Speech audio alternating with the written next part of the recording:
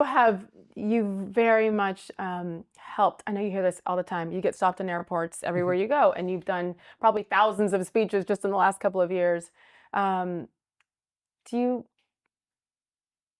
do you stop and think about the difference that you are making in the lives of everyday Americans and even outside of our country? How often do you stop and think about it? In many ways, each one of us could never have predicted that something would come upon us in which we could or would or actually did play a role. This is very important. What came upon us with the pandemic and what's followed undoubtedly qualifies as a great controversy, Hmm. a great controversy. And to play a role, in many ways, I feel like maybe I was tapped to play a role in a time of a great controversy where there was confusion and suffering and sadly, disability and death. And to play what I think is a positive role into such a negative wave of developments has been the greatest honor of my life. You've probably heard me talk about OneSkin before, but I'll be honest, this is one of those products that really changed how I think about skincare. I've never been somebody with a complicated routine. I need to keep things simple for me. But at a certain point, you start to notice your skin just isn't keeping up the way it used to. That's exactly where OneSkin came in for me. It actually works differently than anything else I've tried.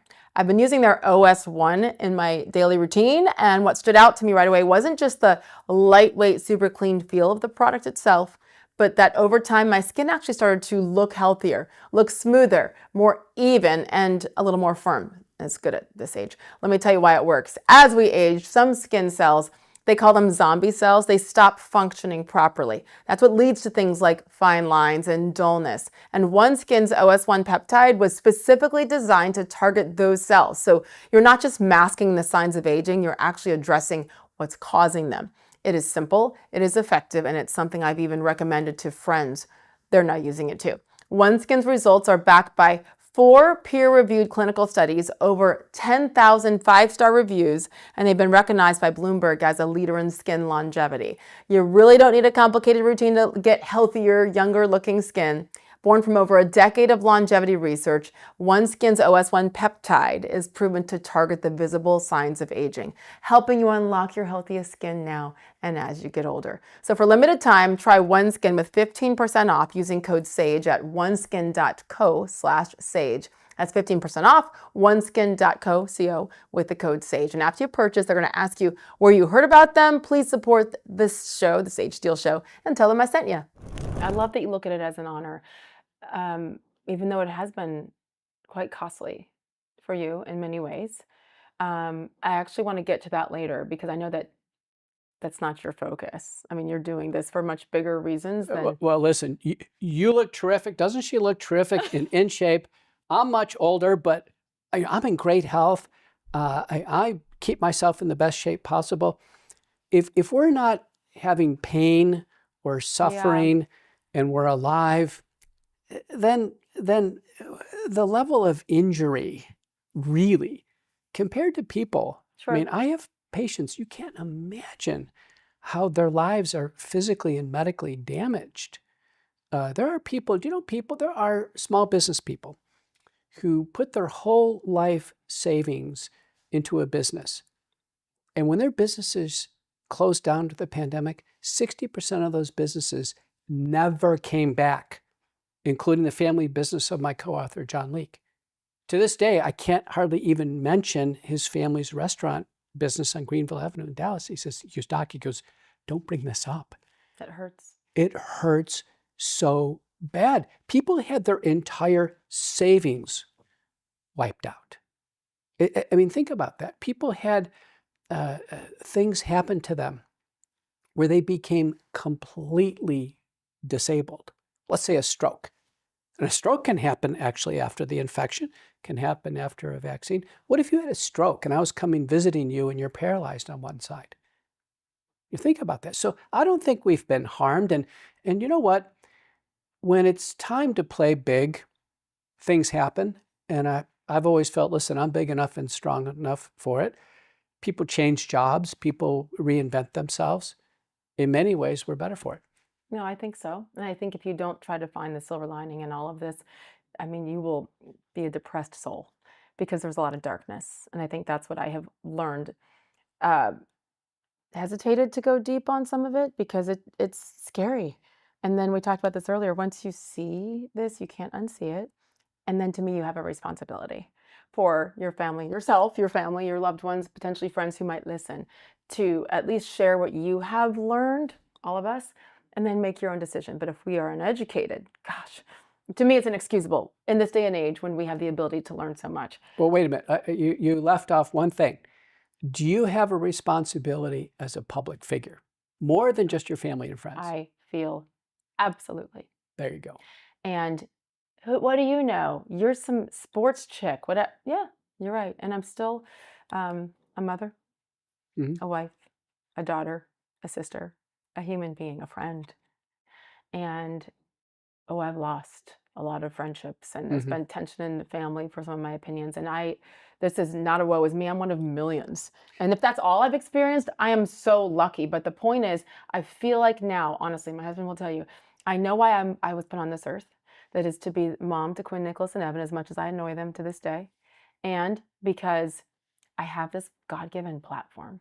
And now, finally, at 53, no fear. The fear is pretty much gone to talk about things. And if I save that with this platform, shame on me, especially when it's scary. That's when you know you have to speak. It just took a while, and that's okay. How many public figures, especially in your circles, have had things happen to them through the pandemic? No word. Silence. Oh, 99% of them. Tons of them.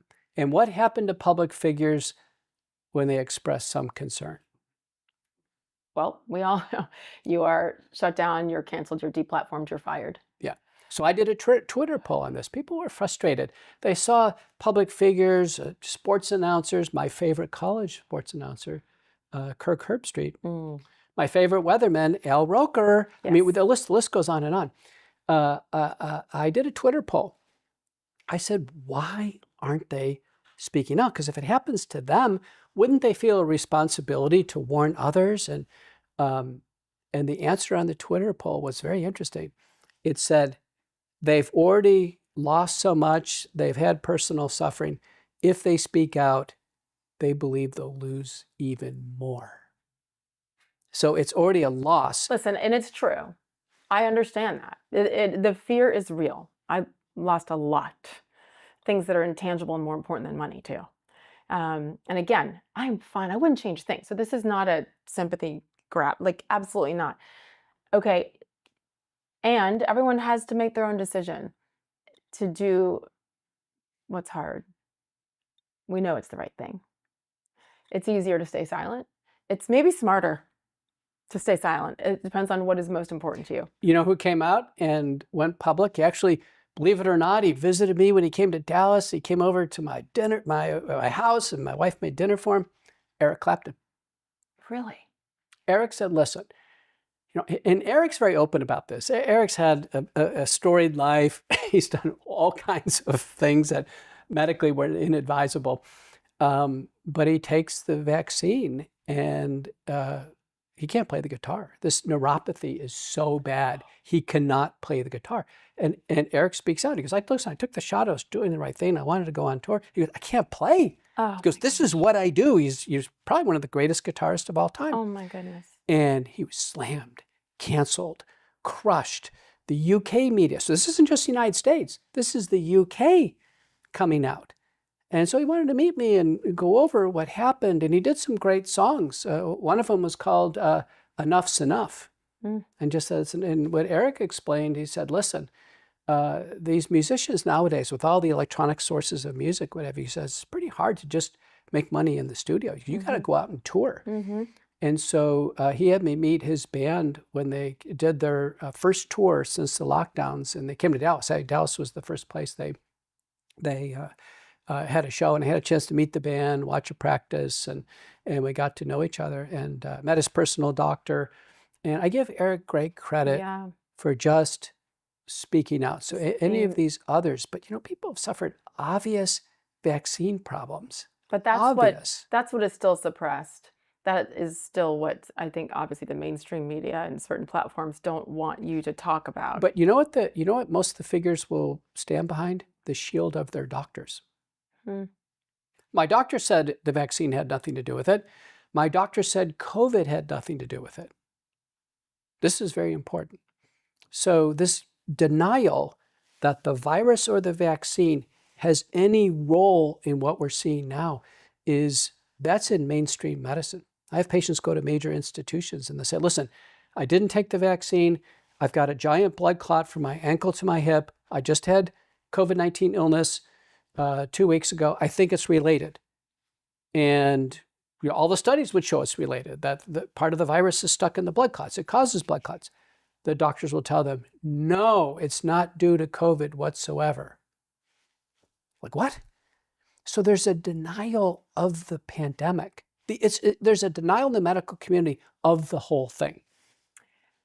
But deep down, don't they know now? I mean, you can't speak for every doctor. I saw something posted on X just yesterday. And this, I didn't realize the video was from 2018. Yeah. But it's the former head of the Cleveland Clinic who was just talking about the flu vaccine. This is pre-COVID, and in tears, describing what he didn't know and then didn't share about the risks and just the flu vaccine. And he was in tears and being accountable. What a concept. So I feel like these were discussed in quiet circles away from cell phones that might be listening, etc. And I retweeted it today because I just thought, I mean, this is 8 years ago, but he was being accountable. And what we have failed to see is the majority of the medical profession being accountable for what they chose not to do, to see, and to tell us, which is their job. Has anybody at any government level of a public health agency or the White House, or any major leader at a major medical center said they're sorry about anything during the pandemic? I haven't heard any, not one. Okay. It's just move on, next. Okay. Is there any other form of a controversy where there never is a sorry? This is very important. Where it's a part of this thing that happens to humans, where they never say they're sorry. Never. Can you think of one? Nothing of this magnitude, of course. How about war? Does anybody say, listen, I'm sorry, we shouldn't have gone to Iraq? Yeah. Or I'm sorry, Vietnam didn't work out. Or I'm sorry, Korea. War. The program is no apologies for war. Whether you win, whether you lose, whether it's a draw, no apologies. And in our book, Vaccines, Mythology, Ideology, and Reality, the back part of the book is what's called the bioweapons era, where we liken this idea of the use of vaccines and even the pandemic as a wartime activity. And in the 2004 BioShield Act and the 2005 PrEP Act, all the military terms come out and say, you know what? If we have a pandemic and it is a biological threat, a biological catastrophe, military-like actions will be taken. The government will have countermeasures. They will be enforced. There'll be freedom of liability. This is all memorialized in legislation that's over 20 years old now. The pandemic, the way it was handled worldwide, was as if it's a war. Now, if there's a war and they tell you, listen, shut down your business, and you go out of business, they're going to say, we don't care. If there's a war and you lose your job, they don't care. If there's a war and you're injured due to some civilian contact with bullets, sorry. If the tanks come down your street and they start mowing over your shrubberies and your house or what have you, there's no apologies. If there are lives lost in war, there's no apologies. Civilians, large numbers of them dying. We have an example of this right now in the world for the last 5 years. Large numbers of civilians, clear civilians, in large numbers dying. No apologies. Never. None. So I liken the pandemic to a war. That's the reason why there's no apologies. That gives me chills. It was considered like a war. In fact, when the COVID-19 vaccines were rolled out, they were rolled out by the Department of Defense and Health and Human Services. They actually brought that forward as an offering. And to this day, do you know the vaccines are government purchased? Why? What else does the government purchase for you?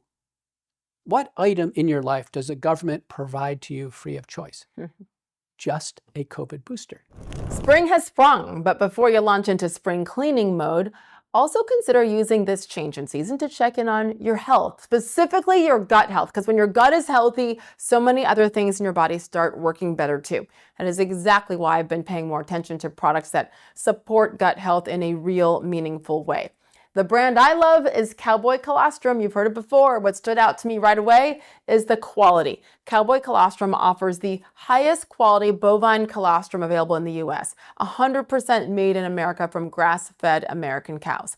And they use true first-day whole colostrum, and that's where all the good stuff is. I'm talking about naturally occurring bioactives like immunoglobulins and growth factors, the things that actually support your gut in a meaningful way. And something I also really appreciate, they only collect the excess colostrum after baby calves have had their fill. Cowboy doesn't strip or over-process their product. It is whole, full-fat, high-protein colostrum for maximum nutrient density. When your gut is supported that well, it impacts everything: immunity, skin clarity, hair strength, nail growth, energy levels, and yes, reduced bloating. So these are not subtle changes. They're results that you can see and feel. It's also, by the way, really easy to use, and honestly, it tastes good. No artificial flavors, just clean ingredients with options like chocolate. That's the one I always choose. Madagascar vanilla, matcha, and I love strawberry too. I'll just throw a scoop into my coffee or a smoothie, and that's it. So for a limited time, my listeners get up to 25% off their entire order. Just go to cowboycolostrum.com/sage and use code SAGE at checkout. That's 25% off when you use code SAGE at cowboycolostrum.com/sage. So this was strategic. Well, War is strategic. Many are investigating the planning for this. People started to invest. Now, I had no idea there was pandemic planning. When I went to medical school, there was never any discussion. I was chief of cardiology at a major university. I was a chief academic scientific officer at an entire health system, program director. I had held all these positions. I had never gone to a secret meeting where they say, we're getting ready for a pandemic, and this is what's going to happen. I never got an email. Nobody ever sent me a video saying, listen, you better pay attention when a pandemic comes. Now we're getting mandatory training. Well, what happens is there's a fire. Well, you grab a fire extinguisher, grab it, pull, aim, spray. I mean, they make you go through all these modules, right? So there was never a module about what happens when a pandemic comes. Turns out that pandemic preparedness planning has been a government business, both on the science side and the military side, for at least a couple decades. And the best book to quote on this is Peter Breggin, COVID-19 and the Global Predators, We Are the Prey. And I wrote the introduction for it. Breggin, in the timeline in the back of the book, highlights 36 pandemic preparedness planning events for this pandemic. Planning 36. They go back to about 2004, BioShield Act being one of them. Of those 36, 24 produce written documents that you can read. 6 of them are videos. You can just watch the planning event. So as we get forward, I mean, the one that really caught my eye, someone sent it to me, was in 2017, the Gates Foundation and Johns Hopkins Bloomberg School of Public Health. They hold a roundtable exercise, major leaders in healthcare. It has proceedings, slides. They produce an over 80-page monograph. The title of the program is The SPARS Pandemic, a coronavirus pandemic that's going to hit in 2025. And it said, listen, there's a theoretical coronavirus. It's going to come out of China. It's going to get everybody This is what sick. year again? 2017. 2017. Okay. And predicting it for 25? Predicting for 2025. Now, it says, well, there's going to be great controversy over treatment, but the solution will be a vaccine. We're going to roll out a vaccine for everyone to take. We're even going to get the President of the United States to promote the vaccine. It's all in the SPARS pandemic. So when the pandemic breaks, what does Johns Hopkins do? They actually published this in 2 peer-reviewed papers and said, we called it. Oh my It's astounding. Now, the next one, again, is Johns Hopkins Bloomberg School of Public Health and Gates Foundation. This is in November of 2019, 2 months before we know about this. And that's called Event 201. Now, Event 201 is filmed there. You have George Gao, the Chinese CDC director. You have many other public health officials there. Importantly, Avril Haines, who was at the World Economic Forum. She became our Director of National Intelligence later on under Biden. She's there. And they say, for sure it's going to be a coronavirus. It's going to hit. It's going to come from China. In fact, George Gao and Avril Haines' section of Event 201 is, how do we actually message that it came from a lab? How do we do this? How do we cover it up, actually? And that's Event 201. That's 2 months before it happened. So when people start looking at this now backwards, we say, wait a minute, the virus potentially came out of the Wuhan lab in the summer of 2019. This was actually a real this was a real operational meeting of what was in November of 2019. Right. And both of these, the conclusion was, position treatment as being futile, the virus is unassailable, and the only solution will be for global vaccination. How much was Anthony Fauci involved in any of those studies, discussions, from what you know? He's not mentioned, but it's clear in the pandemic preparedness events that his group at the National Institutes of Health is called the National Institute for Allergy and Infectious Diseases, NIAID. His group was funding Ralph Barrick at the University of North Carolina, Chapel Hill, who's the most published person on coronaviruses in the world, to create primordial SARS-CoV-2, create this virus. Here's the virus. So the virus is a ball. It's what's called the nucleocapsid, and there's spikes on top. Now, throughout the history of mankind, there was 4 of these that we could actually cause a cold, a very mild cold. And what they were working on was how to engineer this spike protein so where it could be invasive. Prior to this, this would not invade the body. You'd get a little sniffles, but it would not invade. The spike protein was intentionally manipulated through Fauci's funding of Ralph Barrick and the Chinese lab to directly invade human cells and be lethal. And what we've learned now is there's no ability for the human body to break this down or get rid of it. It's called the spike protein. The ball is the same. The ball doesn't hurt us. That's a nucleocapsid. Is all the damage from the illness. You say, why would something benign like a coronavirus kill a senior citizen, which it did, is because of the lethal spike protein engineered in the Wuhan Institute of Virology. This is all in the U.S. House of Representatives Subcommittee on Coronavirus Investigations. This is all part of U.S.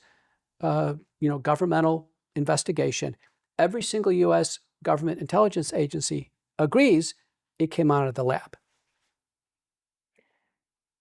So when you look at the why behind this, I think that's why so many people have had trouble and just, no, this couldn't have been intentional. No, who would do that?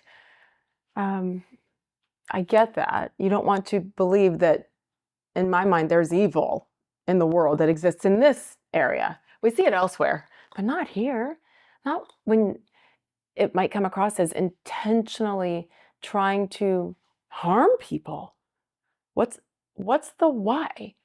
Why? In Barrick's experiments, a notable one was published in January of 2015 in Nature Communications, and then in January of 2016 in the Proceedings of the National Academy of Sciences. And one of the things I've done, I've testified in Congress numerous times.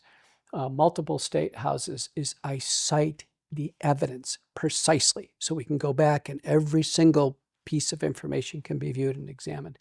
But in these papers, it says this is gain-of-function research. We're trying to make this virus more infectious and more lethal. It's occurring under Obama's ban on U.S. funding of this. So therefore, we are outsourcing it to the Wuhan Institute of Virology. And they thank the Chinese for their collaboration. And they indicate that this is an attempt to get ahead of nature. So almost all of this pandemic response, biolabs, the whole theory is, well, nature could throw us something bad. So if we create something even worse than what nature can create, we can be ready when a pandemic hits. And it goes back to 1918 in the Spanish flu, where it did have tremendous mortality. We had no answers back then. We had no modern medicinals. And sadly, people didn't die of influenza. If you read the descriptions of it, we have a chapter in our book on this. They actually died of secondary staphylococcal pneumonia. Mm-hmm. So if we just would have even had antibiotics, we wouldn't have had millions of people die of Spanish flu. Mm-hmm. But the point is, the scientific community now has become incredibly enthralled with this idea of biological threat research. And Peter Daszak, who was at EcoHealth Alliance, who was a go-between between Fauci and the NIH, Barrick, and the Chinese, and he had been to the Chinese lab many times. He said he had left many more samples over there. So what does he have? COVID-20 and 21 and 22. It's unbelievable. But listening to his testimony, this is kind of what I would infer reading between the lines. The group who holds a biological threat in their hand, they've created a virus that can get the whole world sick from a single sample. And they hold a solution, a vaccine that everyone must take. They hold power. This is power. It's pure, raw power. Can you imagine the negotiating power here? How about these geopolitical conflicts? Can you say, Mr. President, we'd like to talk to you about the tariffs. We have COVID-20 ready to go. We think it could be spilled on a New York subway. Do you think we could talk about these tariffs? Can you imagine the power? Or what if you're a company? What if you're a company, a biotech company, and say, you know what? We've got this virus and we've got a vaccine. Whoops, it got out of the lab. We've got a vaccine that every government must purchase. Think of the raw power of this. This is far more powerful than kinetic weapons, nuclear arsenals.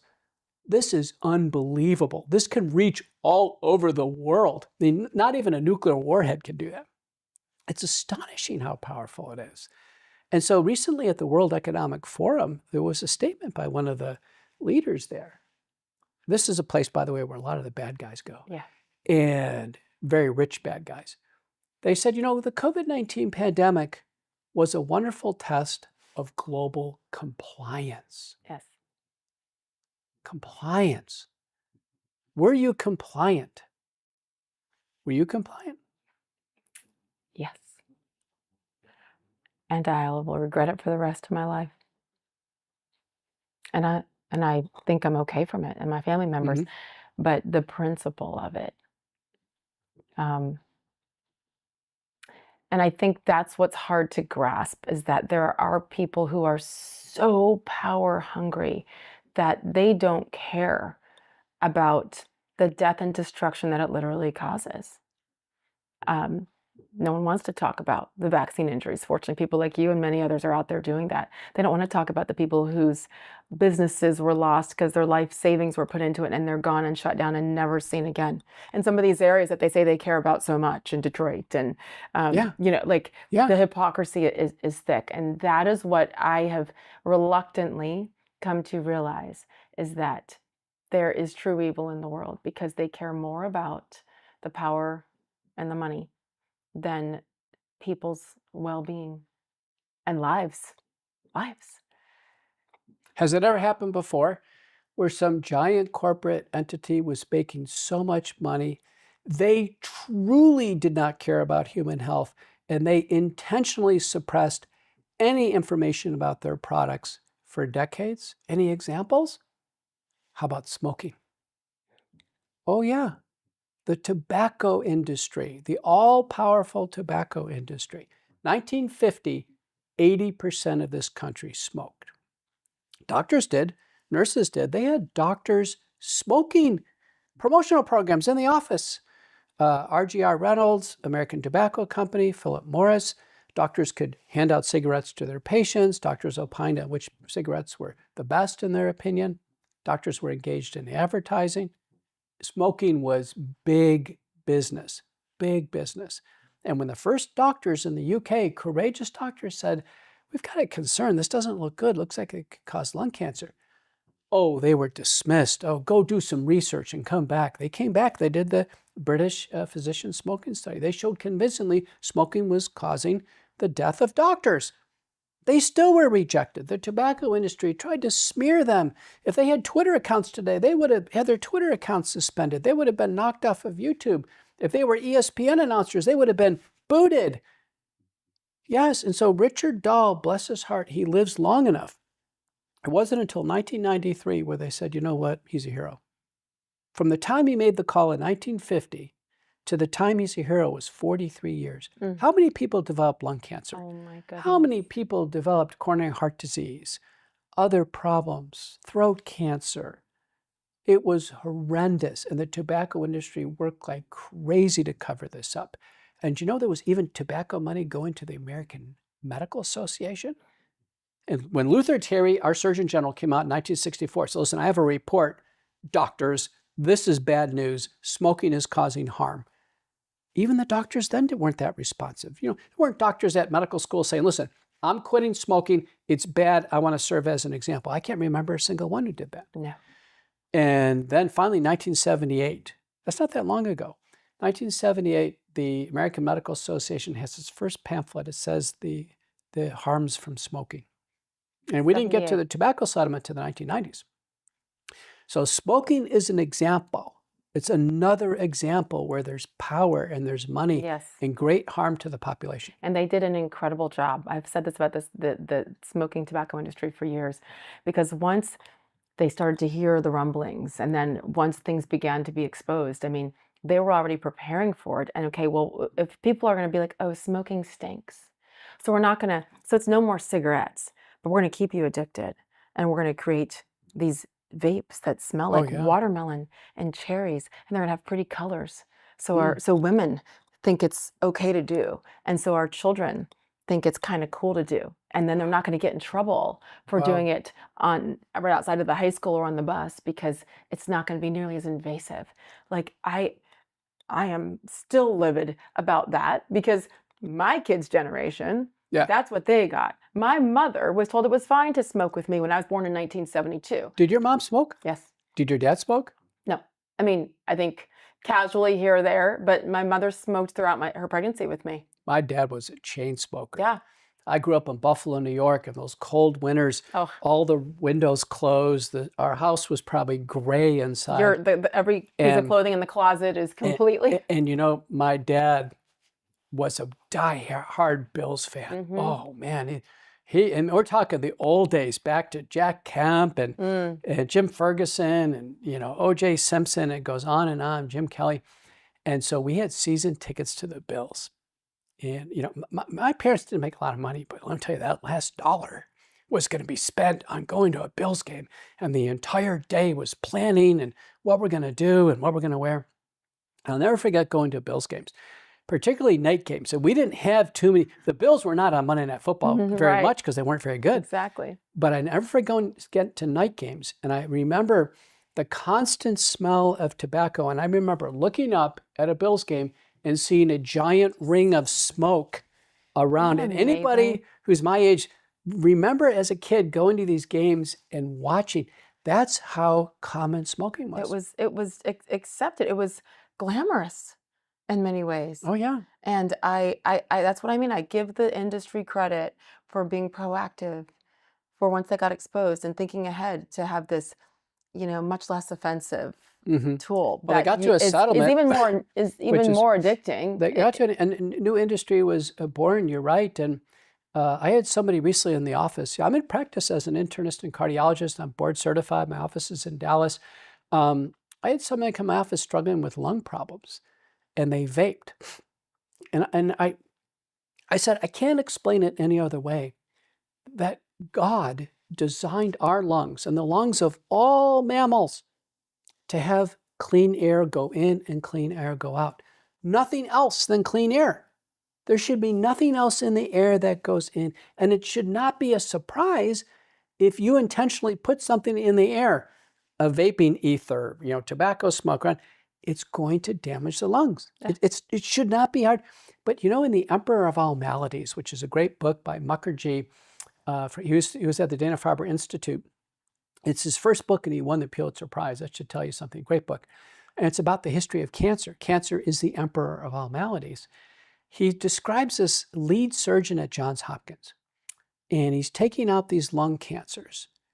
And the surgeon is smoking while he's taking out the cancers. If you can remember, this is probably 1950s, 1960s, and all the residents are watching him, and he's teaching them, no, smoking doesn't cause this. The black smoke going in the lungs doesn't cause the blackened cancer coming out. Denying this the entire way, and then he himself dies of lung cancer and still doesn't see it. You can see the parallels today. No, COVID didn't cause the blood clot. That can't be it, or the vaccine. Yet every study shows the spike protein causes blood clots. It's the same denial. You know what I've realized lately? The clothes I wear at home are actually the ones I live in the most. And for a long time, I didn't think much about that. I just threw on whatever was comfortable. But this spring, I've been wearing Cozy Earth, and it has completely changed how I think about that off-duty time. Their brushed bamboo jogger set has basically become my default. It's one of those outfits that feels amazing the second you put it on, super soft, really breathable, but still looks put together enough if somebody, knocks on your door or I need to run out quickly. Somehow, it just keeps getting softer every single time I wash it. And then there are the Lake House clogs, which I didn't expect to love as much as I do. They're really easy. They just slip on, but they've actually got real support. I can wear them around the house. I can step outside, run a quick errand, and not think twice. What I appreciate about Cozy Earth is that it's not just about comfort in the moment. It is the quality. These are pieces you're going to keep reaching for year after year. And they back that up with a 30-day return policy and even a lifetime warranty. So this spring, give yourself the kind of comfort that lives with you all day, not just the moment you get home. Head to CozyEarth.com and use my code SAGE for an exclusive 20% off. That is code SAGE for an exclusive 20% off. And if you see a post-purchase survey, mention that you heard about Cozy Earth right here on the Sage Steele Show. Comfort lives here. If you have a brain right now, you must question. And like I said at the beginning, the lack of trust is where I am right now. And I'm not a doctor and never will be. So you have to figure out what that comfort zone is for you and how are you going to get the information? How are you going to maybe act differently next time when these mandates come down? I think I looked at I guess it wasn't a study, I probably saw it somewhere online, but what shocked me with the vaccine was to learn that pharmaceutical companies had complete immunity from any ill effects of vaccines, whether they were required or not. And I was like, how could they do that with the COVID? I mean, this is intentional, and they wanted fill in the blank because they had themselves completely protected. And then I went, wait a minute. This was an act of Congress in 1986? Years, decades before the COVID-19 pandemic. So that's what what's the why there? The why leading up to 2019 and 2020, okay, that made sense to me. And I'm like, wait, we're going back to 86? Yeah. Why? Why did Congress choose to? There's no other industry where there's complete immunity, is there? Well, is there any liability from, those roofers putting on a house there? Do they have liability if something happens and the roof starts to leak? Are they accountable for Sure they are. Yes. A lot of times you get a roof, it'll say 20-year warranty. Well, in our book, Vaccines, Mythology, Ideology, and Reality, we go through this history of vaccines, kind of the good, bad, and the ugly. It really is a gripping story, and it's a lot of characters in there. Ones you'll know and recognize, and helps people understand, who is Cotton Mather, Edward Jenner, Louis Pasteur, and all the way through the modern day Anthony Fauci. But we get to 1986 in the history of vaccines, and there was a problem with what's called the cellular pertussis vaccine. The children were getting it. They could get brain inflammation, seizures, fever. It was pretty bad. And the manufacturers of the vaccine approached the government and said, listen, we're getting so many lawsuits on this. We need protection. If we don't get protection, we're not going to produce these products. We're pulling out. And Reagan was the president at the time, and HHS and Congress wrote the National Vaccine Injury Compensation Act. And it said vaccines have unavoidable harms. We can't avoid it. Once it's injected, it's like, good luck. It's in the legislation. They have unavoidable harms. Therefore, the manufacturers will be immune from liability, and the government will step in and have a compensation program if anybody's injured. So then we follow this up with, okay, well, where's the compensation? Where's that part of it? And we have a chapter about the U.S. Court of Claims. And it comes up about 12 years after the legislation comes in place. And these cases start to accrue. And the concern is that so many vaccines are given in combination. About 20 vaccines have in their warnings or side effects that they cause brain inflammation.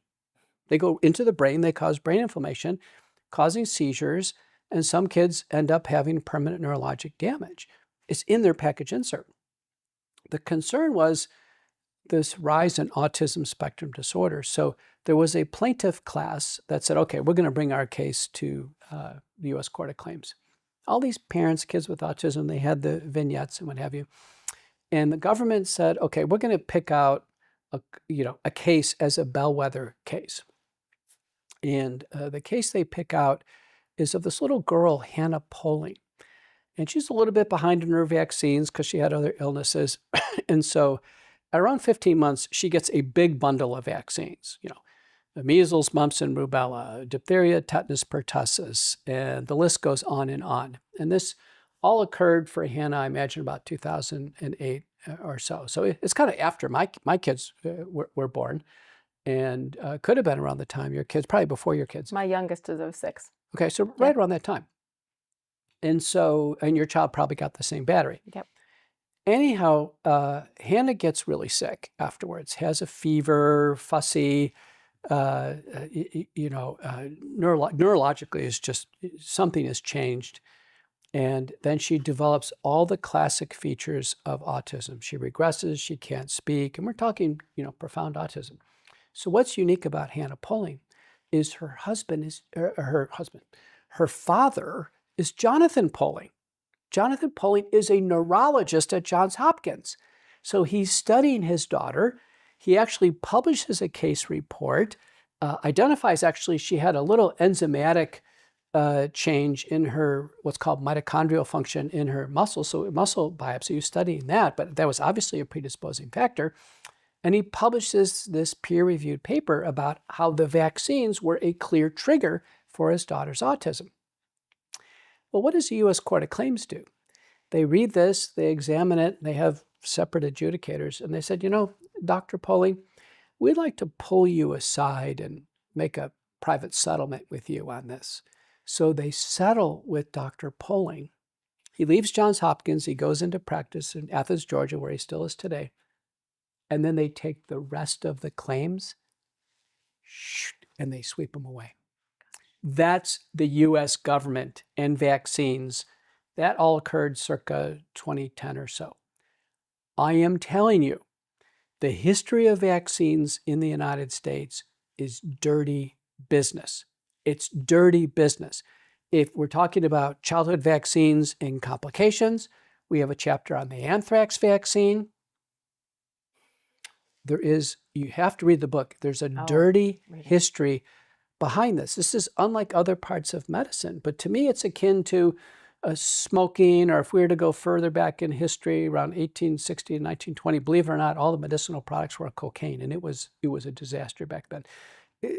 Vaccines are essentially a 300-year rolling story Yeah.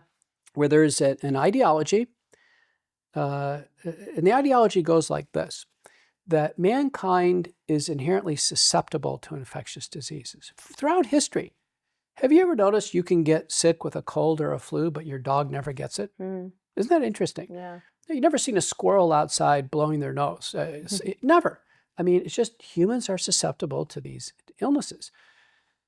And because of that, it's an opportunity for mankind, in the brilliance of science, the brilliance of vaccinology, to protect ourselves, that we can actually, with our scientific tools, man can improve upon God's natural immunity. Man outdoes God. Vaccines for protection outdo, God Almighty. This is an astounding hubris. But the vaccines aren't perfect. So for this to work, everyone must take them, without exception. Everyone must take them. And if someone is injured or disabled, or if they die from a vaccine, they should accept this for humanity. Yes. That is vaccine ideology. And we saw that play out real time with COVID. I want people to remember that. Some of it is overwhelming, et cetera, but when this industry is completely protected and there's never any chance for accountability, right there. It's not just protection, it's this religious belief. It's deeper than that. And that's why I beg of people to question, because you mentioned the roofers that we're hearing that they're messing up my microphones over here. Everyone is protected. Everyone, has accountability, or some way to, if there's a mistake, there's repercussions. There's something. And with this, when you're dealing with human beings, there's not. I was born in 1972. So my grade school years, junior high, high school, everybody could bring peanut butter and jelly sandwiches. It was fine. Oh, yeah. There were no peanut butter allergies. Nobody even talked about autism. That wasn't a thing, probably in the medical community, but certainly not as kids and younger parents like my parents were. And all of a sudden, it's everywhere. It's nonstop. For a while, Southwest Airlines stopped serving those little bags of peanuts because of the peanut allergies, and that you could get the dust in the air and the whole. There's no way, to me, again, some idiot sports girl, who just happened to take a minute and go, wait a minute. Because look at the vaccine schedule for childhood vaccines, that in the early 80s was, you could count on one hand, or at least not double digits, and now it's in the 70s. Is it an obvious correlation to the number of vaccines with everything else we're seeing, in particular autism? It's almost direct. McCullough Foundation, which is a not-for-profit foundation I formed in 2022, we received a big grant to study this, and we studied it in great detail and have published the most comprehensive report on this. It's called The Determinants of Autism Spectrum Disorder. And we looked at this. The organic rise in autism is real. It's not just early detection. It's true, autism did exist. I mean, I had one patient in my practice who passed away. He was in his 80s, and he had severe autism. He had that autism. Remember Rain Man and Dustin Hoffman? Yeah. He had Rain Man, Dustin Hoffman. He had that high mid-tone. Very noticeable. Very, very noticeable. And autism is one of the most interesting illnesses or diseases, or what others would term neurodiversity. Do you know so many of profound cases of autism, they have some incredible intellectual talent? Did you know this? Yeah. I mean, I haven't seen numbers, et cetera, but just through Have you ever met anybody? Yes. And you're like, wait, there's true brilliance here. Yes, this man, he could just, you could tell he's incredibly disabled. He came in with care workers that helped him. And then... like Rain Man. Watch that movie. Rain Man. And she would say, well, who played in the 1946 World Series? And who is the pitcher at the top of the 7th inning? And he would nail it. Yeah. And what pitch did he throw? It's like, what? And recently a patient came in my office, and her son drove her, and he's about 30. And I was with the mother in the exam room, and this 30-year-old man or boy was just literally just wandering around every office room. And I was like, I said, is he going to be okay? She goes, yeah. She goes, he just can't sit still. He's wandering. He can't pay attention. So we had all the phenotypic, characteristics of autism. And after I finished up with him, she goes, he's got a couple real talents. He's a great driver. He drove me here for over an hour. He goes, we live out rurally. He drives tractors and other. I said, really? That's terrific. And he could barely look at me. He was just tough. And he goes, he has another talent. And I said, what's that? He's great with dates. I said, really? She goes, yeah, doctor, when were you born? I said, well, I was born December 29th, 1962. And then he looked at me, he got a big smile on his face, and his eyes just flashed back and forth like this. Like, what's going on? He goes, you were born on a Saturday. I go, you got to be kidding me. My goodness. And sure enough, I looked it up. I was born on a Saturday. She goes, he nails it every time. It's amazing. And I asked him, how do you do that? He said, I don't know. He says, but every calendar is in my brain. I can see it. And I can just spin them backwards, and I can go right to that calendar in my brain, and I can see that your number is right there on the 29th. It's a calendar that he can see in his brain. Incredible. It's incredible. So what we learned in the McCullough Foundation report is that autism is clearly on a rise. The CDC has been tracking this for over 25 years. The CDC has an autism spectrum network of 16 centers in the United States. They're carefully chronicling this disaster among the children, and it's rising astronomically. 27% of autism is profound autism, markedly reduced IQ, cannot live alone, screaming, head banging, cannot use the toilet, literally will need lifelong care. That's 27% of this pool that's greatly expanding. Right now, the whole pool size is between 3 and 4%. Some states it's higher, like California, it's over 5%. So this is an important point. Over 1% of California children are severely disabled with autism. And in our book, we do a calculation. Do you know there are more kids severely disabled with autism than there ever was with polio? Wow. Autism is way bigger of a public health problem than polio.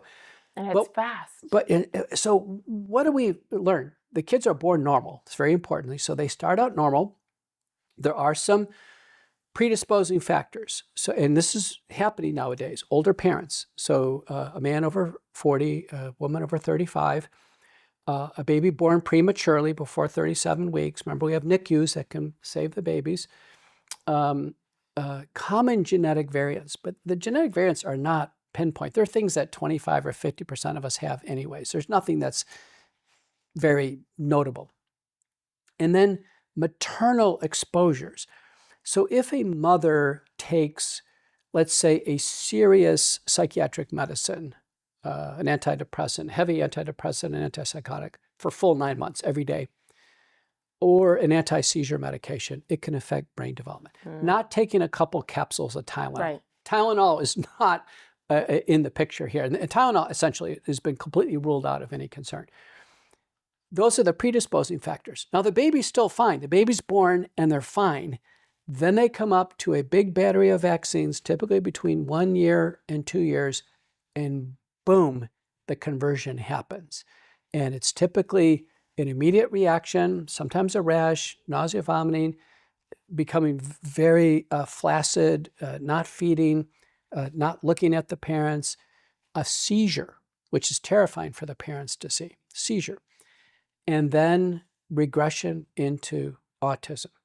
So our conclusion of our report, which is the most comprehensive scientific document to date, is that combination vaccines are a risk factor. We don't say cause. Risk factor means we consider all these other variables. Obviously, there's a lot of kids, like my kids and your kids, they took vaccines, they don't have autism. I took tons of vaccines, I don't have autism. So it's not all the children, Right. but it's those probably susceptible, probably having a bad reaction, and it happens. So what did we do? We sent our report to Robert F. Kennedy and HHS, all the people, White House, press release. The cadence of this was Kennedy comes out with Trump and Bhattacharya, Macri, and Oz.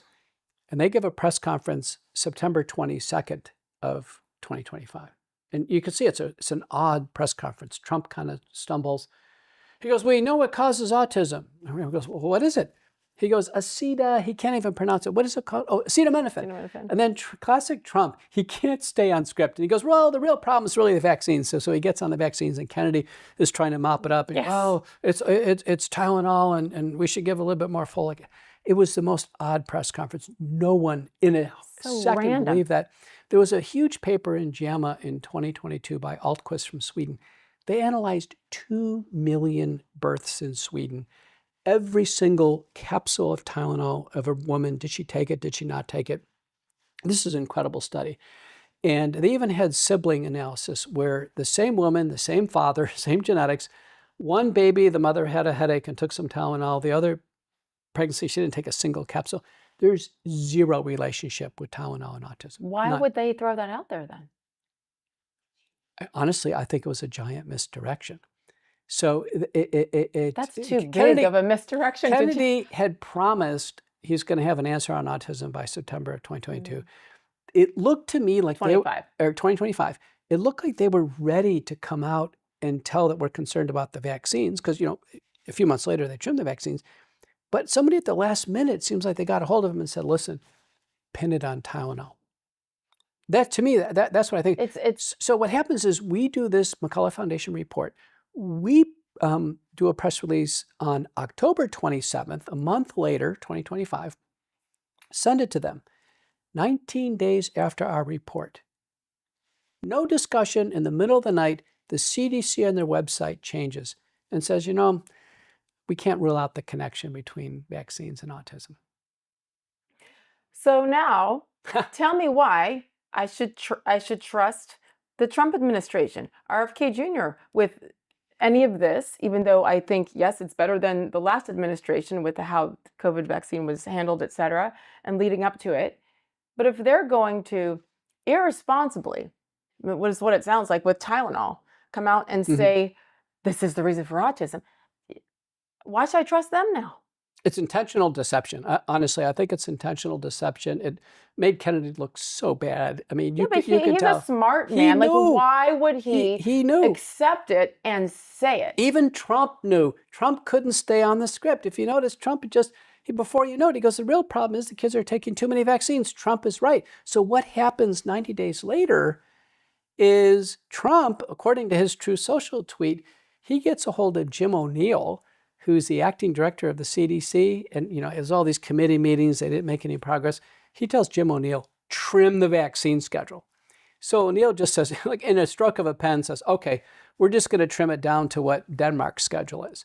We're going to go from 17 diseases that we're trying to prevent down to 11, and we're going to reduce the number of doses by 55 doses. So it's some vaccine reform. The big worrisome ones are still there. The combos like diphtheria, tetanus, pertussis, and MMR. This comes out, and the vaccine freedom community says, "Yay! At least there's less." Remember, the reason why this is such a big deal: the government sets a vaccine schedule. There's actually laws tied to this. The government sets the vaccine schedule. The vaccine schedule rolls out to the states. Some states said, by law, children must take these to attend school. Yes. So this isn't just a casual recommendation. That's the reason why this vaccine stuff is so big. And the states can cite it and say, no, look. Right. This is... So the schedule gets changed. People cheer. What happens? The American College of Pediatrics, which on their website is directly funded by the vaccine companies, they get together a class of plaintiffs, including the American College of Physicians, American College of Obstetrics and Gynecology. Of interest, you know who's in the plaintiff class? The autism advocacy societies. And the suit is against Robert F. Kennedy and HHS and the Trump administration, saying what you did to the vaccine schedule is harming public health. Oh my goodness. Revert the vaccine schedule back to what it was. And indeed, a liberal judge grants that. So we're actually back to square one. What was the autism group doing in there? That's such a... Why... if the party line is vaccines are unrelated to autism, Why would an autism society be on the side of giving more vaccines? More. It must tie back to funding. I It hate to say all this. has to. If the vaccine manufacturers are funding these medical groups, are they funding the vaccine support groups so they take this pressure off them so these products can roll? Can you imagine if you sold a product that every human being at a certain age must take? And this product is either purchased by insurance companies, and if people can't afford it, the government buys it. Can you imagine? Can you imagine if the government bought iPhones for all of us? This idea of there's nothing like this in medicine. The government doesn't buy antibiotics for everybody. The government doesn't buy mammograms for everybody. There's something about vaccines. So in our book, we start out with this mythology about how, they're mysteriously presented. There's bold claims. There are a lot of things that just aren't substantiated. When the first vaccines were developed, they didn't even know what was causing the illness. The ideology I've described, but I want people to understand how deep this ideology is. On the front cover, look at this coin. It's a 20-euro coin issued by the Vatican in 2022 in the middle of the pandemic, okay? And it's a boy assuming the classic tripartite image of a boy about to receive the Eucharist. He's about to receive the body and blood of Jesus Christ in a communion. He's a communicant. But instead of receiving the body and blood of Christ, instead of being saved, he's getting a COVID vaccine on the coin. The vaccine becomes his savior. This is the Vatican. This is the Catholic Church. You can't make this up. This is an astounding revelation about the religiosity of vaccines. Yeah. And people hold them as religious items. They're accepted as articles of faith. When they rolled out, did you see the wild behavior? Did you see Stephen Colbert's show? Yes, where the white. All these people dress up as vaccine syringes and they're dancing around. Did you see the Super Bowl halftime show around 2010 where there were vaccine syringes floating up in the air and it was about some type of vaccine program? In 2010? 2010. That was at the Super Bowl in Dallas? Yeah, I don't know if it was in Dallas or where it was, but people have brought that up. Look at that. It's like, wait a minute. There is a religiosity around vaccines. And so if you come up to people, if I came up to you and said, listen, I want to have a conversation with you about an antibiotic, you'd say, okay, well, let's talk about it. Or I want to talk to you about an antidepressant. Fine. If I said, hey, I want to talk about vaccines. Oh my gosh. People are saying, they give you the Heisman. I don't want to talk about it. We have a dinner party coming up this weekend, and my next door neighbor has proudly taken every COVID-19 vaccine and booster. And I guarantee you, when I show up, his wife, and his wife has too, she will immediately confront me. And she'll say, Dr. McCullough, don't you say a word about vaccines.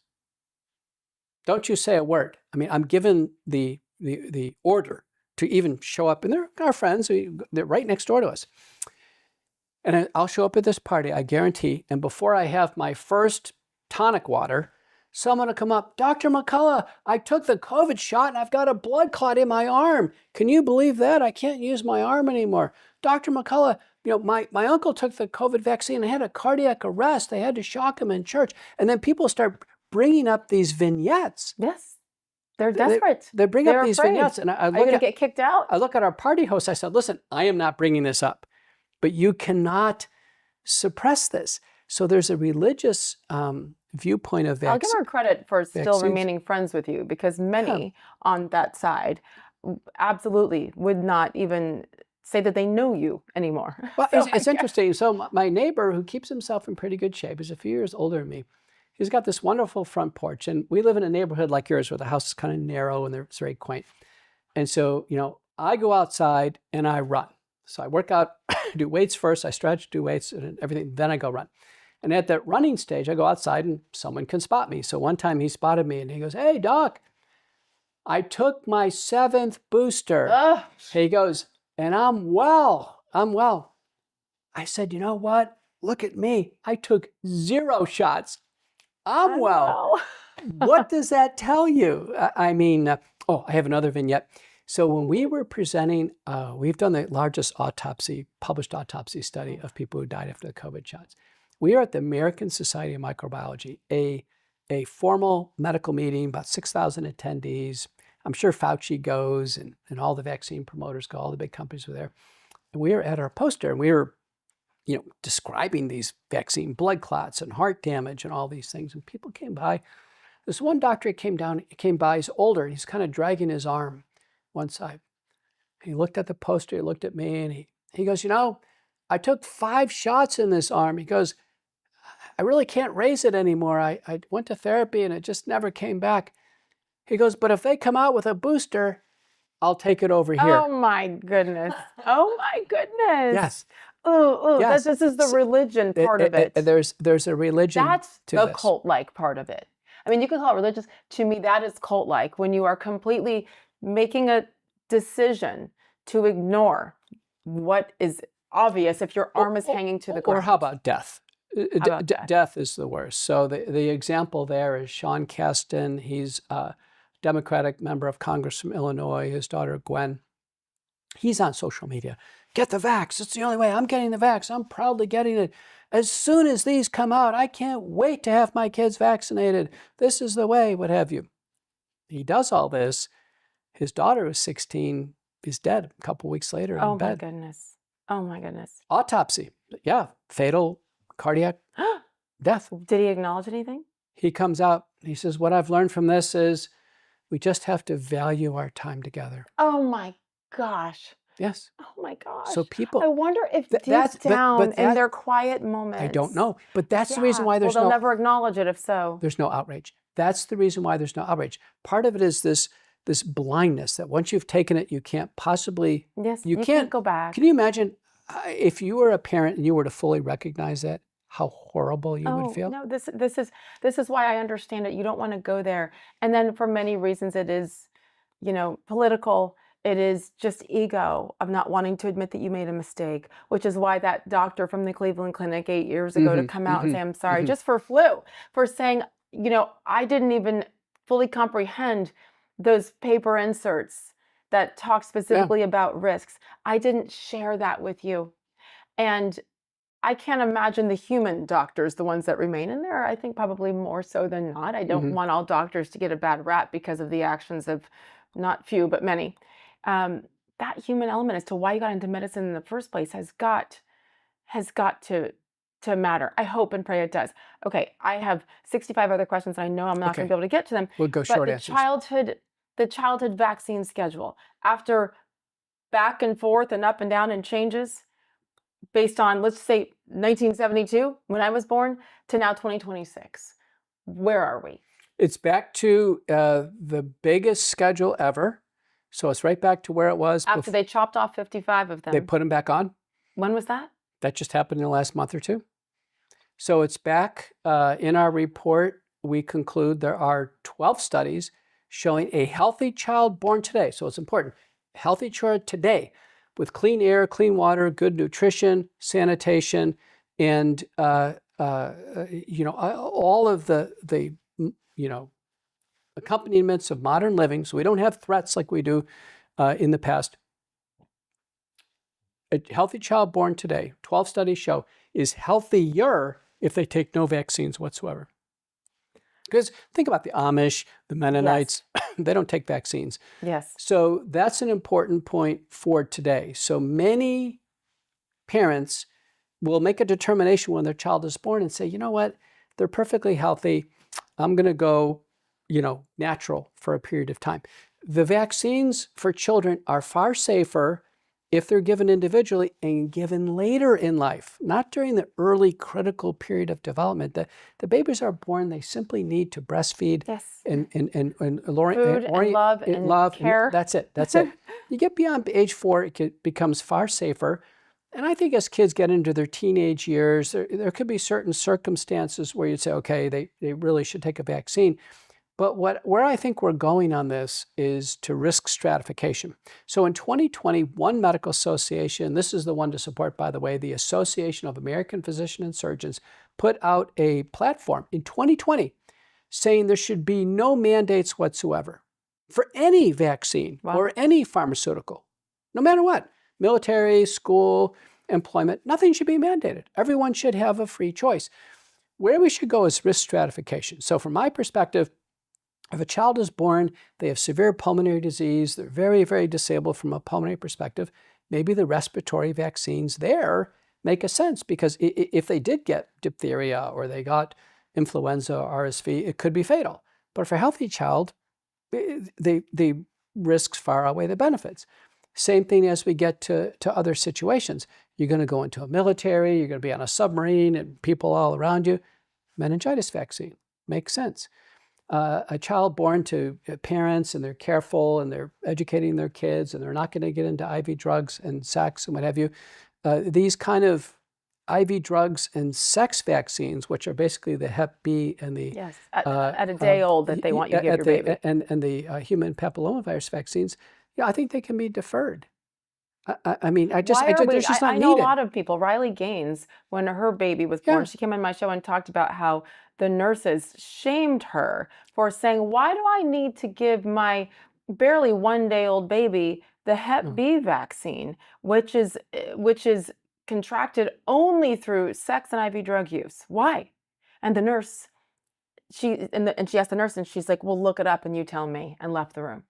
So again, this is about education, and that it's going to be a few years probably before your daughter or son is going to have the ability to even make a decision that could put them at that kind of risk. So absolutely, we must ask. I found this yesterday and screenshotted it, and this is all stuff this is what I think we need to keep talking about. Unvaccinated children, 0 brain dysfunction, 0 diabetes, 0 behavioral problems, 0 learning disabilities, 0 intellectual disabilities, 0 tics, 0 psychological disabilities. Vaccinated children, and the list is long. Asthma, 4.29 times higher in vaccinated children. Acute and chronic ear infections, 600% more likely with the vaccinated child. Atopic disease, autoimmune disease, neurological disorders, 300 to 616% increase in vaccinated children. ADHD, autism, behavioral disability, developmental delays. It is such a long list. And if you put this out, all of us, there is such a huge risk of then you being deplatformed, canceled, etc. Which is why there's the importance of independent media and independent doctors who are doing what you are doing every single day. And then this is a separate thing. Can I share the story of, I've recently, because I'm still a resident of the state of Florida, and I recently signed up with a concierge doctor, and his name is Dr. James Miller, and he was in Washington State working at the exact hospital where the very first COVID-19 case was diagnosed. And he saw that unvaccinated people, just to come for everyday checkups, or, I broke my leg, they would not treat them. So he started a free clinic in his town in Washington State to just treat everyday unvaccinated people. And you talk about, I don't know if you know him, cancellation and shutdown and silence. And then had been doing and helping with research on ivermectin and hydrochloroquine, and started to administer that to some of his patients. And you talk about they tried to take away his medical license, you name it. He's escaped to the free state of Florida, and what he is doing for people like me and so many others. This is something I didn't think I'd have to pay separately for, a concierge service where someone is actually going to listen and share and allow you to make your decision. We went to Italy just last week, and ivermectin. And I called him and asked him, and I got a prescription. And let me tell you about the fight it was to actually have them fill it at CVS and Walgreens. And I got the runaround. It was, they called and said we had it, and then they literally called back, "You never get a human," and said, "Well, we don't have that much, one for you and your husband, but you might call this pharmacy." It was such an incredible lesson in why. Well, wait, why? And to me, it's so clear, and I'll shut up after this. It is, if you do your homework on it, ivermectin and hydrochloroquine, but especially ivermectin, it is cheap to make that drug, Yeah. right? It's so cheap. And if they disperse it the way that they should to help people, then Big Pharma's not going to make their money. They've got to make this difficult to get to. I have two parents right now, both of my parents dealing with different kinds of cancer. Oh, no. There are, and my dad, very, very long time with multiple myeloma and a metastasized that's a tough one. prostate cancer since 9 years of multiple myeloma. He's 80 years old. 14 years with prostate cancer. And my mom, papillary breast cancer. They're both in their late 70s. Oh, boy. And this wonderful doctor is the one that told me, look up the potential of ivermectin and what it can do for your parents. Okay, so all of that to say, I'm pissed that it is such a fight just for the information, what they did to Joe Rogan when we started to talk about ivermectin. So, okay, just on the cancer front, what are the potential helpful advantages to ivermectin in cancer? Well, big news, when you... I just went off there, didn't I? I just went crazy after years of being frustrated and afraid to say it. And I'm sorry, I had to. She just vented. But, after facing this, one of the great things come out of the pandemic is I was honored to join a group led by our founder, Foster Colson in Canada. We formed the Wellness Company. Yes. And the Wellness Company is the most exciting corporate business development that came out of the pandemic by a mile. It's a global company. It's doing incredibly well. And we broke through. Listen, you want to buy ivermectin and you want a legal prescription for it, and you go through a checkpoint with the doctor, do it online. Send you a huge supply of it. The medical emergency kits are fabulous. I have had two. Fabulous, right? So you could get COVID, but sure, you could get a bladder infection or a yeast infection. And every time I travel, my wife is a source of misadventure. And I can tell you, we have a travel kit and we've used it endless numbers of times to have things. Otherwise, each thing would have been tripped to the urgent care. So the Wellness Company is the response there. And just last week, the Wellness Company announced its first report on cancer. Super important. So we have a combination of ivermectin, mebendazole. So ivermectin is an antiparasitic. Mebendazole is another antiparasitic. Each separately has been studied for cancer and continues to be studied for cancer. Three mechanisms they together exert on cancer cells. They reduce proliferation, they reduce the cancer ability to derive a blood supply, and then they cause the cancer cells to drop out and be cleared out by the system called apoptosis. This is big. And so they're in trial protocols at big centers like UCLA and Hopkins, what have you, but we offer this combination on label to treat neglected parasite infections, which you can get when you eat sushi and things like that. But people have the choice with cancer to get it through the Wellness Company, but we have them fill out forms and they talk to their doctors about it. Everything's done the right way. And this is all FDA approved dispensing of it. This is a clinically indicated, medically necessary off-label use. So we report on the first 100 or so who go through and they have their scans every 3 months. This is blockbuster. 84% of people who have cancers, and they're like your parents, they're doing all the other stuff, they had 84% had a benefit. Now, about a third, they were in remission, they stayed in remission. Great. Another third basically regressed, they improved. Okay. This is tremendous. The metastases didn't go on. 16% had substantial improvement. And the other remainder, about 15, 16%, it got worse. So it's a fair study. Some people do get worse. But this is very safe. About 25% had some side effects, all minor. The safety profile's well known.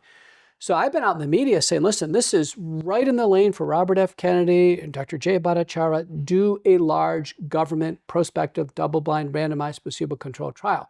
All the things that they did not do for the COVID-19 vaccine or many other vaccines. But in the meantime, patients with cancer are not waiting. They can go to the Wellness Company, go through the program.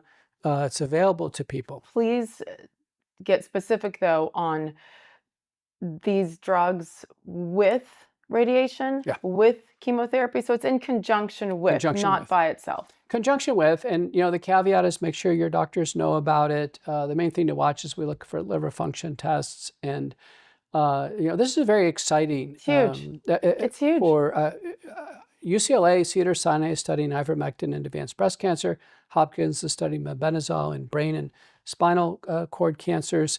But we broadly studied it in patients who had prostate in men, that was common, breast in women, and then lung cancer, but it looks across all the solid organ cancers. Very favorable. And a lot of people say, listen, I've got cancer, I don't have too much time left. Why not give it a shot? You have to. Why not? If the percentages, and it's an actual study, not a complete biased one, right? Well, it's called patient-reported outcomes. So we asked patients to be honest with us. The next step is to gather all the scans and what have you and do independent adjudication. But patient-reported outcomes in medicine are considered legit as long as people are being honest with us. And the fact that 15% of people got worse, that fits. The fact that people had some side effects. But just tell us that. Yeah. Give us the pamphlet. There you Again, go. just let us then make our own decision as to, do we want to just stick with the traditional medicine? Fine. I understand there's fears, and especially of a certain generation. My parents' age, 79 and 76, this is the only way that it's ever been done. And so there's some discomfort in trying new things and changing, which is why so many of them went straight to get that the vaccine, the COVID-19 vaccine right away. But just ask. And if you aren't getting, I think we know in our guts, if we're not getting clear answers from our doctor, giving us both the good and the bad, leave. I want to also ask you about the prevalence of so many patients of all ages, but especially parents and pediatricians, who, if you ask about the possibility of not taking this vaccine, questions you have about potential, ill effects of a vaccine, that you'd be walked right out of a pediatrician's office or general practitioner. It depends what it is. But that is something that I hope people say, wait, if I can't ask a question, you got to find a new practice. But how is it okay that patients are being told to leave for saying, you know what, I'm going to wait a couple years on this Hep B vaccine for my one-day-old baby, and then they make you leave?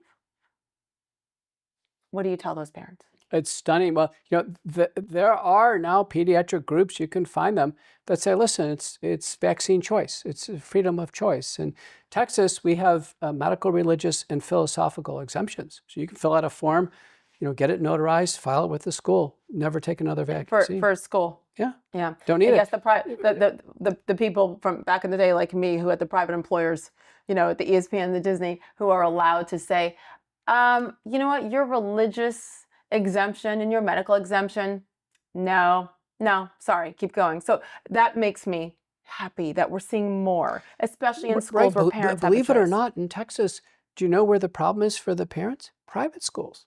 Really? There's some private schools say, no, you have to take all the vaccines. We're not following the state. So, but regarding the doctor's office, and this is important, I'd call ahead of time and say, listen, is there freedom here with vaccines, or do you have a requirement? RFK is trying to eliminate all the pharmaceutical bonuses the doctors are getting in the pediatric office for giving shots. So once you remove all that financial incentives, the doctors may ease up. And I think market demands will play out. But there was a New England Journal of Medicine vignette of an African family from Africa. I think they were in Boston. And they already had one child with autism after the vaccines, and they had the next child coming up. And by the way, a sibling with autism is a risk that the next one will get it, right? Okay. And so this child had every other vaccine. So it's not like they rejected vaccines, and they came up for the issue of the MMR vaccine, and they talked with the doctor and said, listen, our first child, that didn't turn out too good, can we pass on this? The question in the vignette is, as a doctor, would you throw this person out of your practice? You know what the answer was? Over a third of the time, the doctor said, yeah, kick him out. Gosh. Kick him out. This is stunning. I mean, can you imagine having a concern like this? And this family was not rejecting vaccines. They had a very legitimate concern. What's the oath you take as doctors, I mean, just in your soul. When I presume the whole point of it is because you have a compassion to help others. Where did that go?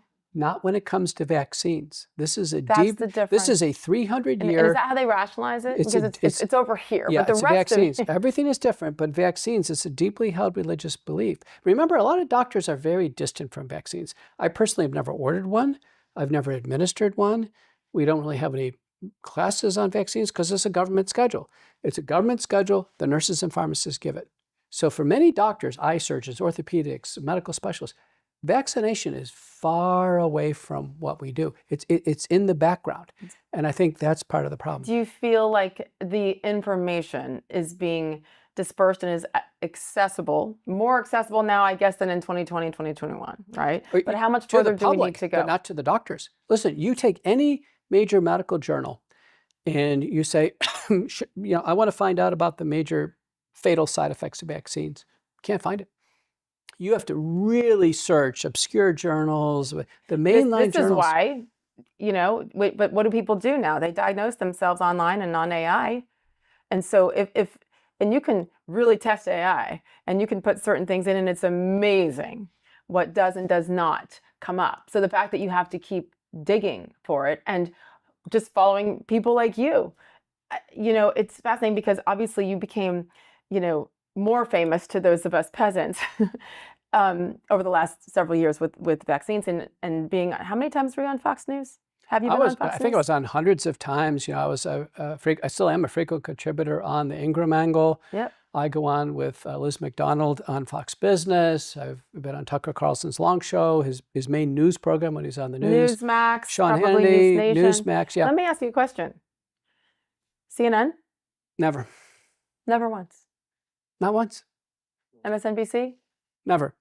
I'm the first person to publish a peer-reviewed protocol on how to treat COVID-19 at home to prevent hospitalization and death. I'm the first to discover how to handle problems from the vaccine and from long COVID, handling the spike detoxification. We formed a company, the wellness company, over this.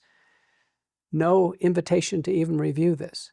This is a major advancement. What does that tell you? It's a major advancement. Well, Tucker Carlson came out and said, if a company has an advertising contract with a station, let's say Pfizer, and they're promoting the Pfizer products, they grab control over the entire content. That station will never have a program on side effects of any drug in the same class as these Pfizer products. Those dollars are right there Captured. As well. Absolutely. Captured. Well, keep that in mind, ladies and gentlemen, as well. Last question, detailed question about the vaccines is vaccine injuries. If you believe you have been vaccine injured, what do you do? At this point in time, doctors still should report this to the Vaccine Adverse Event Reporting System, VAERS. You can report it independently. I reported patients this week. As almost every week in my practice, more patients come in. The first few pages are who you are, who's the doctor, where's the office, where were you hospitalized, what happened, what vaccine doses did you take, what have you. So when these submissions go to the CDC, these VAERS submissions, they have everything. There's no excuses. So when the CDC says, well, we're not sure if they're correlated or not, they could have called. They could have gotten the records. They can investigate. So VAERS has accumulated. You'll be shocked with this. Tell your doctor. Yeah, tell your doctor, report it to VAERS. And what most patients are going to do is following the peer-reviewed literature, they're going to go to the wellness company and they're going to get the ultimate spike detox. The ultimate spike detox is high dose, medicinal grade, nattokinase, bromelain, curcumin, 4 minor ingredients. The nattokinase and bromelain have been shown in preclinical studies, and we have clinical studies now to confirm this by correlates. It dissolves the spike protein that's getting stuck in the body. So you have to. So I got the J&J, the one and done shot in September of 2021, and then in order to stay employed at ESPN and Disney, I had to get one booster shot. Before then, my lawsuit ended, etc. So that was now 4 years ago. 4 years ago. You'd like to think this is out of your body. Don't forget, J&J's making a massive amount of this spike protein. Massive. So the amount you get with the vaccine is maybe 10 to 100-fold what you get with the virus. So you're loaded with this stuff. So is it still in me? We don't know, but there's a test you can do to find out.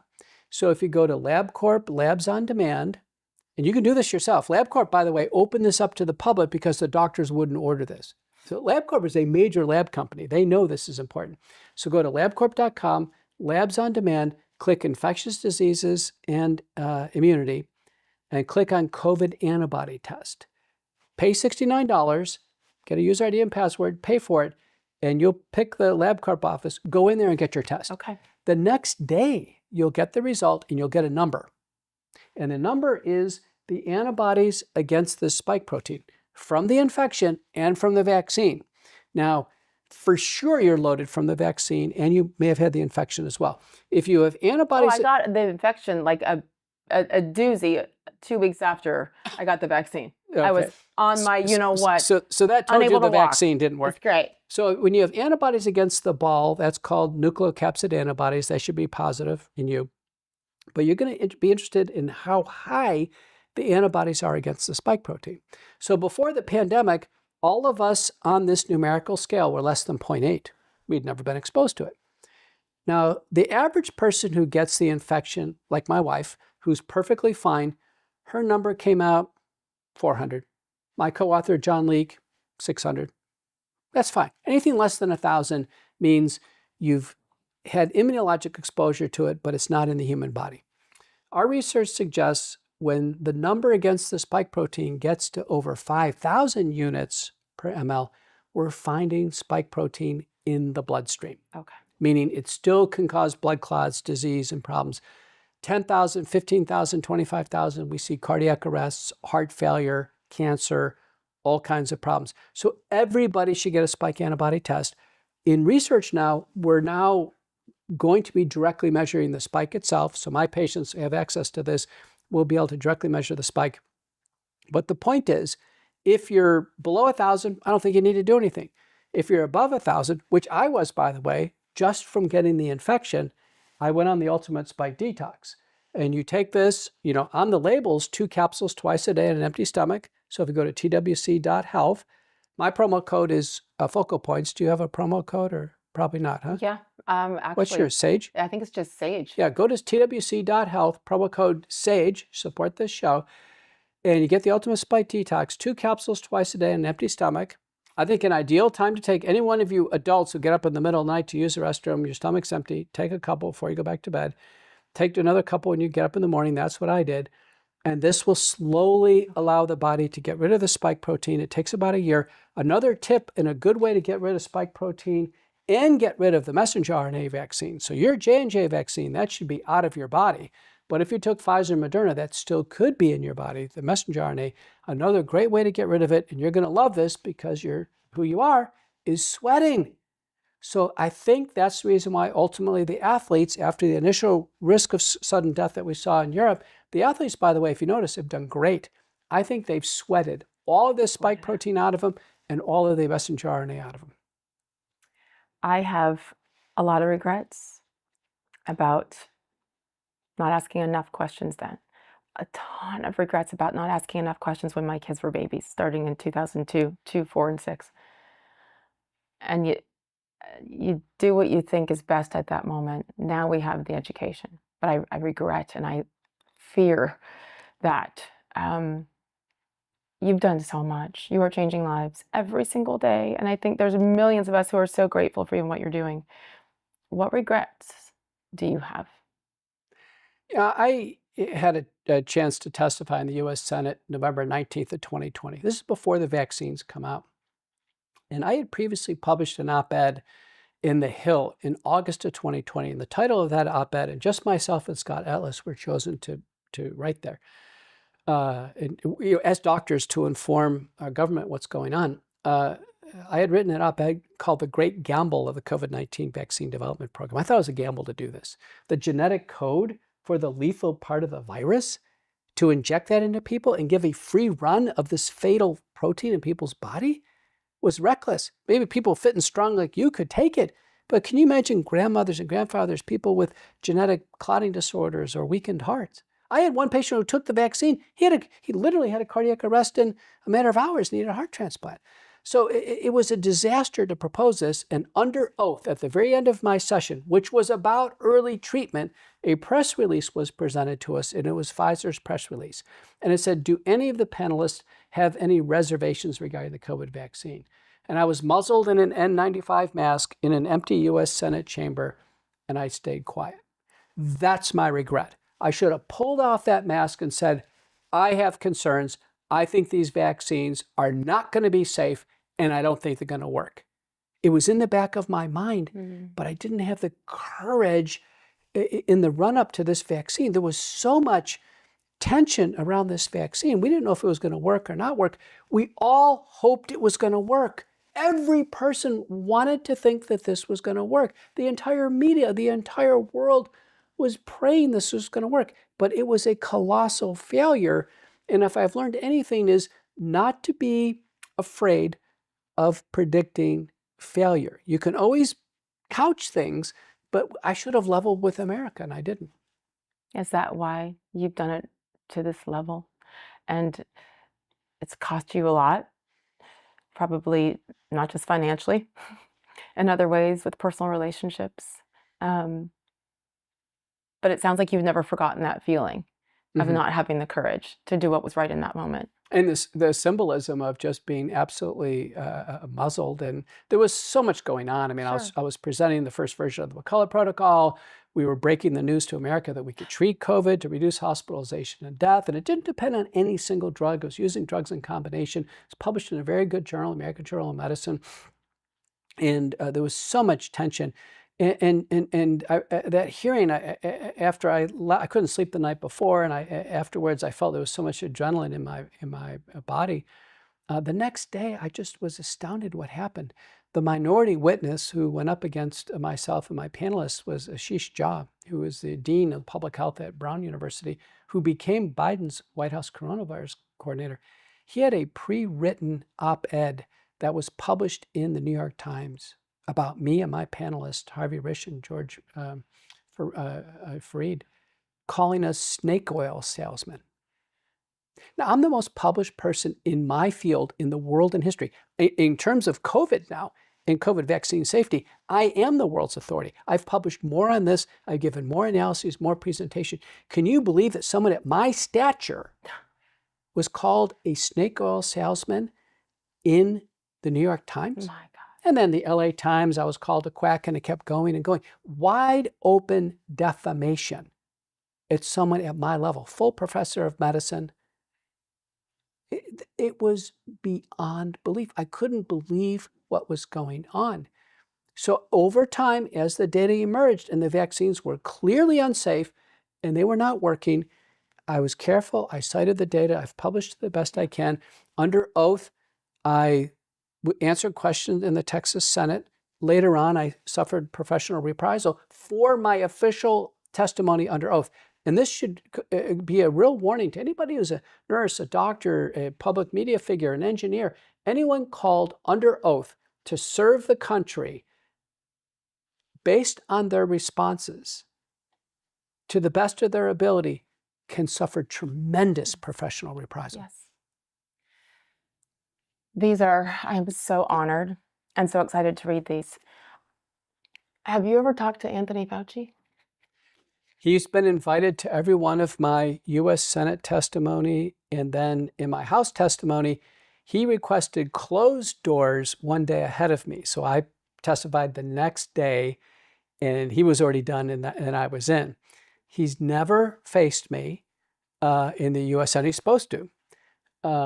And by the way, the last time I testified in May of 2025, and this was about heart damage, and we've produced an official government report. This Homeland Security, Government Affairs, the Permanent Subcommittee for Investigations, a permanent report.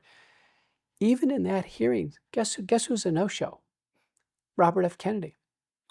What is he having going on that's so important Why? that we have a Senate hearing on a vaccine side effect and he doesn't show up? Wow. This is mind-boggling. This is what he ran on when he was running against Trump. Mind-boggling. And then alongside Trump. What would you say to Anthony Fauci right now today? I would say that a man who seeks 10 years of clemency, which he did, by the way, to get a pardon, it's not handed out without a request. He approached Biden for 10 years pardon for crimes he knew he committed. He knew he committed. That's the reason why he asked for clemency. I would tell him, listen, the world understands that Fauci has committed 2 crimes. One is fraudulent concealment. He intentionally concealed the origins of SARS-CoV-2 from his funded projects in Wuhan. It's fraudulent concealment. If we would have known what the story was originally, I think we could have done better in our pandemic response. And the second major crime I think he committed is mass negligent homicide by 2 mechanisms. 2 mechanisms. First, he worked to suppress our efforts at publishing and promulgating early treatment protocols, which worked to get people through the illness. And secondly, he relentlessly promoted unsafe vaccines that took hundreds of thousands of American lives and millions of lives worldwide. It's been the greatest biological catastrophe mankind has ever seen. And largely, Fauci is responsible for orchestrating this on the world. And what would you say to RFK Jr.? I tell him, I understand because I've talked to him about it. I understand this idea that when you're in office, you have a reporting relationship, in his case to the president. He's one of 15 cabinet members, and that he serves at the pleasure of the president. But there are some things in life that are so important that we cannot have the president make the call. And when it comes to vaccine safety, it's not the president's call. And I'll just say it more simply. If I was the Secretary of Health and Human Services, I'd tell him, listen, I'm pulling the COVID vaccines off the market. I'm doing it. It's not your call. Too bad. Too bad. It's the call, particularly, now Kennedy may not feel empowered to do that because he's not a doctor, but I would say, listen, I'm a doctor with medical authority. I have the authority from a medical perspective to do this, and I'm going to do it. Kennedy has the legal authority to do it, and Marty Makary under him and FDA, and they won't do it. In fact, they didn't even talk about the vaccines or even show up to a hearing. So they are in line with the president, and it really doesn't matter because myself and you and so many others, we ended this vaccine campaign. Yes. No one's taking these shots. The public knows this. Recent research survey shows 56% of Americans know the vaccines have caused large numbers of deaths. They've got nowhere to hide. You are a godsend. Thank you. Thank you for your courage and for inspiring millions of people like me to no longer be silent. Thank you. I have some reading to do. Thank you.